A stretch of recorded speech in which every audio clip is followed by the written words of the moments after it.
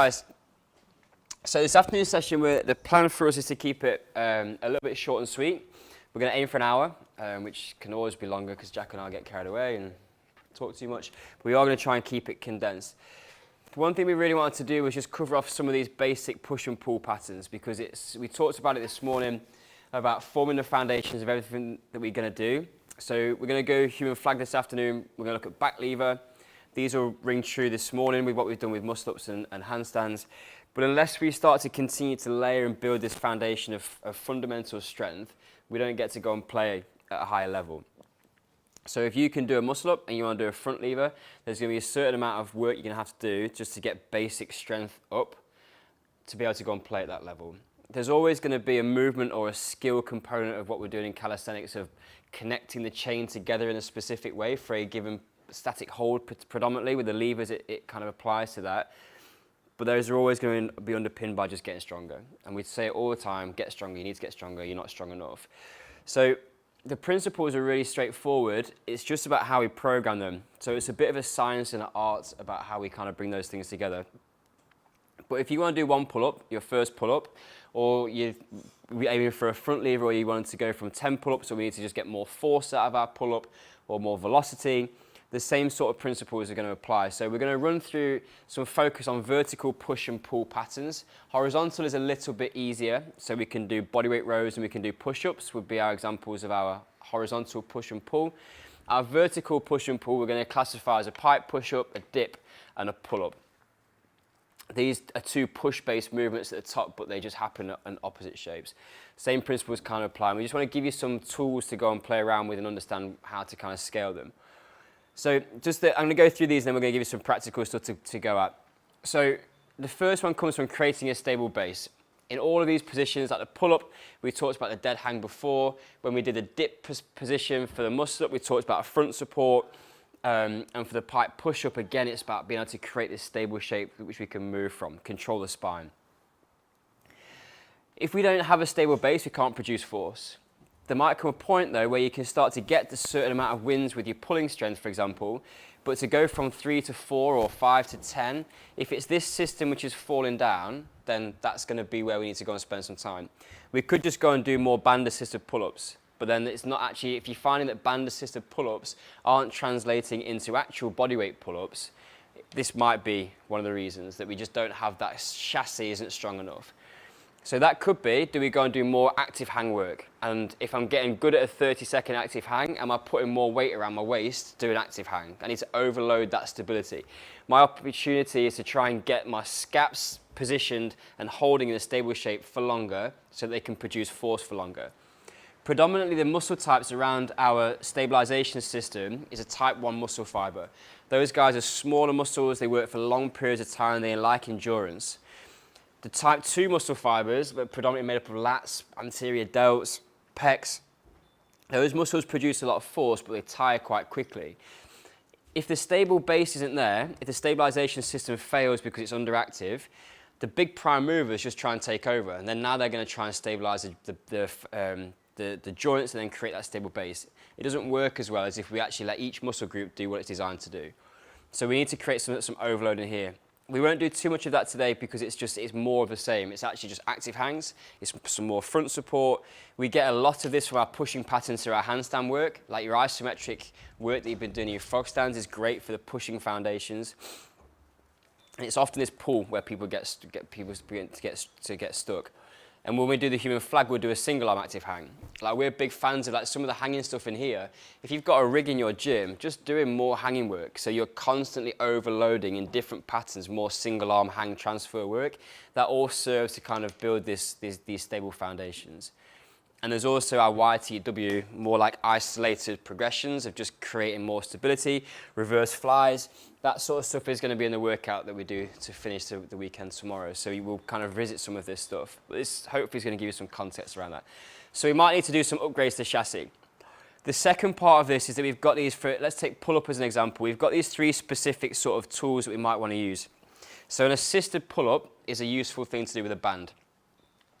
But we're not going to get 10 bodyweight pull-ups just from doing assisted work. The band and the argument against using assisted only is that at the bottom of the pull-up, you've got the band on full stretch. So it's actually helping you the most from the position of the movement just to get going. So the band is helping pull you up due to the stretch. It's providing less support as you come up through the movement. But the hardest bit in a pull-up is getting going from that bottom position. And that again comes partly back down to the stable base. So what we can do, we can use banded because it's good to get people through the range of movement. These work really well to get reps in the bank. You might do 10 banded pull-ups, wicked. You're putting some capacity in and you're building some endurance. That's our capacity strength to a certain degree. And then the eccentric and the isometrics are going to form part of our more specific strength. So it might be that we're jumping up to the top of the bar and we're going to lower down for 5 seconds. And we're just going to work that eccentric phase. Creates a lot of tension in the muscle. The strength adaptation off the back of that is good. So we can start to build eccentric strength, which will ultimately then turn into pulling strength. So by lowering the force, we can lower more force than we can pull. So by lowering, we're building more strength in the muscle. And then down the line, when I try and pull, that muscle has a greater capacity to produce force and therefore it transfers over. So by only training the eccentric, we get better at pulling by default to a certain degree. And those two things are going to work well together. Some assisted work to train the concentric phase, but also just hammering this eccentric work to build and stress that muscle to be able to produce more force. Isometrics at different points. These are good for sticking points. So the isometric hold in a dead hang is the bottom portion of our pull-up. It might be that we're struggling to get out of that real bottom hold. So we're just going to come just into the bottom position. I'm going to do an isometric hold there. I might do 10 seconds and then just let go. I might do 10 seconds in the middle point, 10 seconds at the top. You can range those through. In isometrics, we'll gain strength 15 degrees either side the point that we're training at. So if you can't get out of the bottom bit or you've got a sticking point in the movement, just training wherever you're at will give you a little bit of a strength adaptation either side of that. If you can't quite get your chin above the bar, and we're kind of doing isometric with the bar in line with the eyes, we're going to start to be able to inch that up just by training in the isometric shape. You can work all of these, and that's where the programming comes in. And then the final one is just around capacity. Starting to just put more reps in the bank. There's a value in doing easier stuff. So more horizontal pulling, just building the capacity that you've got to pull force, will translate into a pull-up if we're starting to do some of this other stuff as well.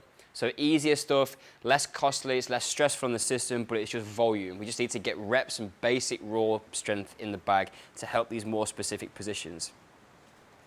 And that's where some of the variations come in that we'll look at again tomorrow. You can do different forms of pull-ups. There's different kind of progressions that you can do within calisthenics that don't always have to be a strict up and down pull-up pattern. For those of you that need to take that to a next level and you want to go, so that's pull-up number 1. If we want to go from 5 to 10, or we want to start to go and do something like a more specific movement at a higher level, we can just start to make these same principles more advanced. So rather than using assisted, I might be using weighted. So if I can do 10 pull-ups, I'm going to stick a weight vest on and I'm going to drop back down to 5. So I'm training in sort of a more maximal strength adaptation phase. It's just, again, just a different way of building strength in the muscle. Eccentrics, I was doing some work on my front lever earlier on this year, and I'm just doing eccentrics with a 20 kilo vest on.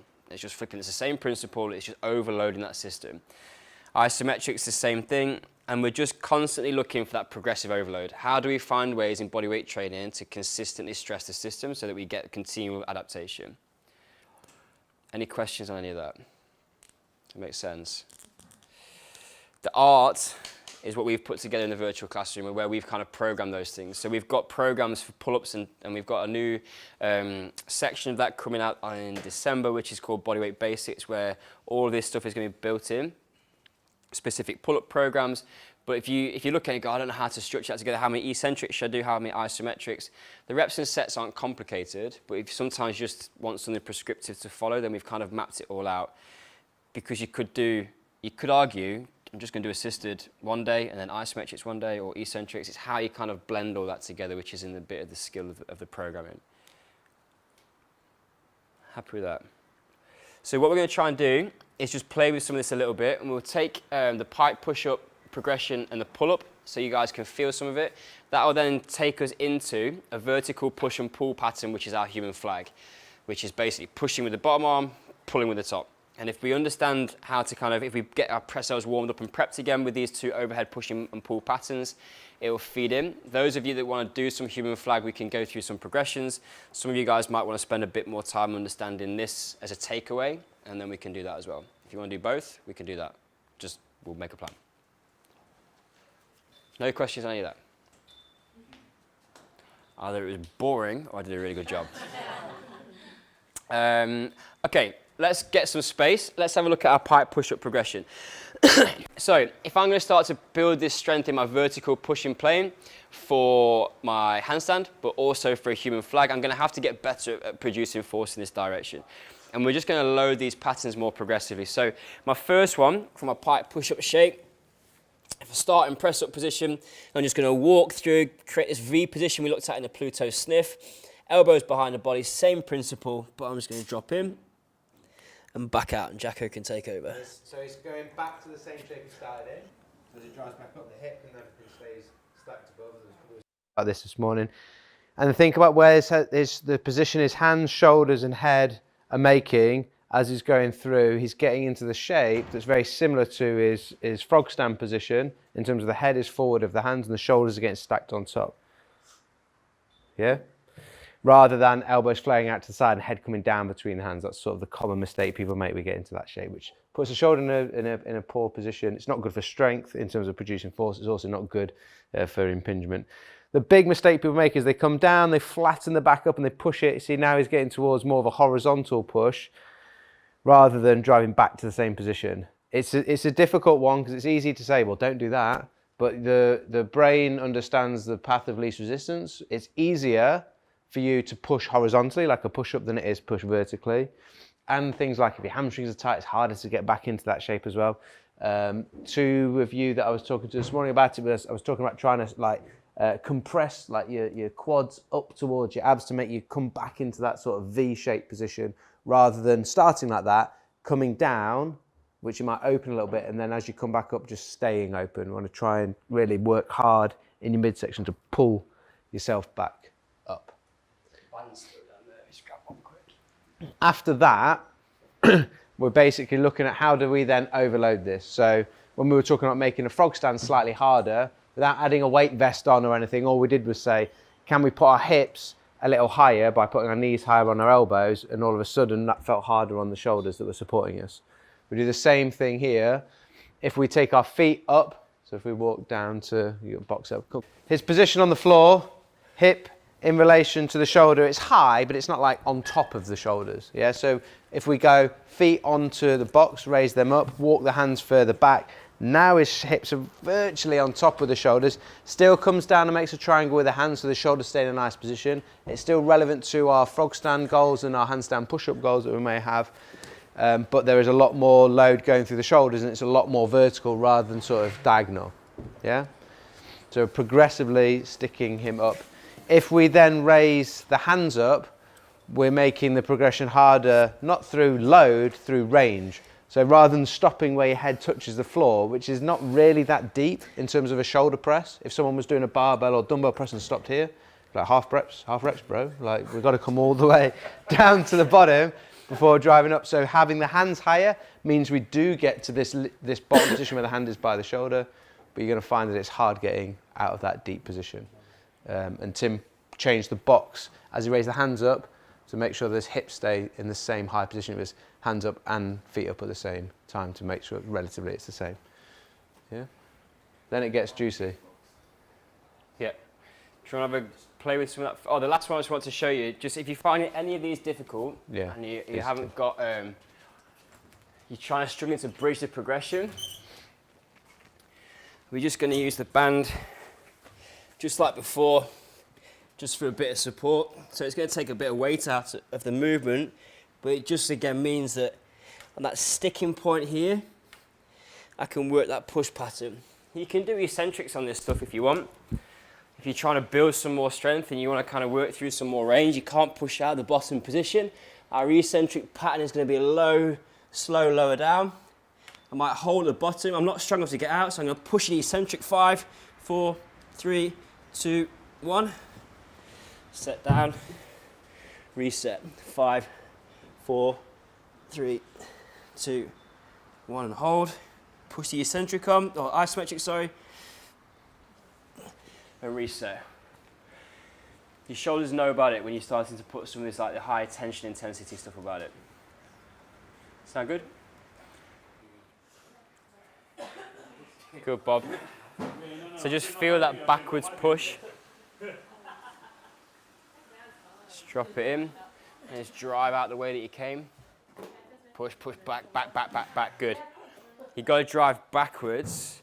So your instinct there, the brain just goes, it's way easier if we just push this way. So you've got to go back. I always think like, just go like you're on rails.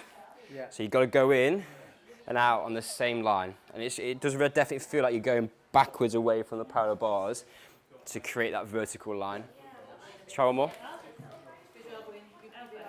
there downside to using like a box, not a box, like a bench instead of parallel? I use boxes all the time. I actually like it for the handstand push-up. Okay, push backwards and up. Push back, back, back, back, back, back, back, back. Good. So just what you were doing before, what we were doing before, elbows, point here, come, go down to the shape. Elbows, and then you were letting them point outwards and coming in there, yeah, coming in there. Whereas we want to screw, so my elbow crease, point my elbow crease forward and my actual elbow back. That creates external rotation of the shoulder. It's going to put your shoulder in a better position and the elbow in a better position. It's going to load up your triceps a little bit. Yeah, and then your head, look, is going to make a triangle. Wait. Yeah, make a triangle with the hands. Good, and drive back up. So I'm here, I'm screwing there. It's that action, that little twist. Yeah, so just show me that, before you do anything, just stay in that pike position and just show me that little twist. Here, relax, relax. There, the difference in there. I'm not turning the hand, watch, hand doesn't move. It's coming from the shoulder, yeah, that's it. Yeah, so you're just talking that up. Nice cue, imagine you've got a piece of paper, newspaper on the floor, and you're going to try and rip it open. Yeah, but you're not turning the hand to create that action. Yeah? And then head comes forward and makes that triangle. Good, okay. And then the other thing I want you to do, I want you to walk forward, so I want the forearm to be vertical. So look, if I'm here, rather than being back there, where I've got that angle, I'm going to try and stack vertically and come down and drive back up to that shape, trying to keep a vertical position with the forearm. So I need you to stick your bum higher and load yourself further forward. On the toes. Yeah, that just helps you like load up onto the air, so that nice and tall. This stays vertical. You come forward and down, forward and down, forward and down. Better. Yeah, it might feel a little harder, but we're going more vertical. Yeah. Boom, nice, yeah? That's better, yeah? Yeah, but better. Yeah. Better. I'm going to use the wall, and maybe just use the wall with one leg, find the bottom, and then come up without the wall. Maybe come to it if you need it, yeah? And then I've got one other one to try for you. And at the moment, these aren't too, you're good at these aren't too bad. I'm trying to find the thing that's going to be like, that's really hard. Find the one that's the weakest, and that the other one might be wolf. Yeah, but you still did it. You still did it. It was still good. Try that, because then the other one is just the wall facing one. So come down, take your feet off. Yeah. But it's just working on balance. Have a little rest. And the only other one, have you done any wall facing ones? Yes. And how do you find them? Find them harder or easier? Or similar? A bit harder. Yeah. Similar. Because they. See, Seth's been giving me good stuff. Yeah. When you, yeah, mate. Well, yeah. I'm glad. Well, you should be. The wall. When you kick up to the wall, your body is in a position of feet going towards, which is fine. But if you think of the body angle of if I'm my frog stand, if this is my head and this is my hips, my frog stand, I'm like this, and then I'm going to try and go on there so that I'm at like an angle that is a little bit more similar to a wall facing hand. So if your hands were like here and your head's going to here and you're going to go against the wall that way, you see how that's going to be loaded a little bit more on an angle. It's an angle like a handstand push-up, but which is basically the same angle that your trunk is at in a frog to handstand. Yeah. You want to try? Sure. So walk up and then. Right, and then once I stay there, right, one pointed toes, and then I want midsection strong. I want to stay in a good shape. I don't need to arch your back. And again, just have a play. What you're doing here, right? Good.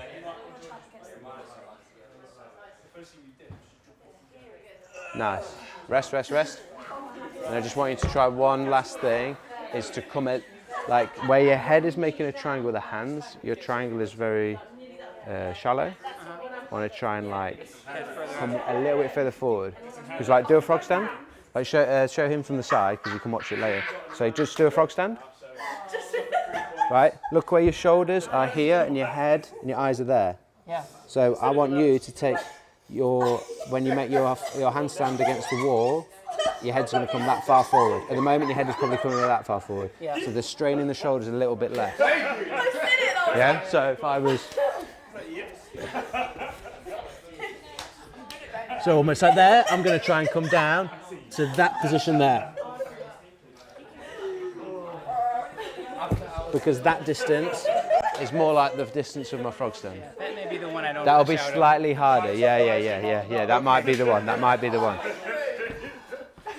You did, yeah, you did. You actually did. Right, it's gonna, yeah, so you're going to try and come to that line. Full swing, it's too late. You had to get it.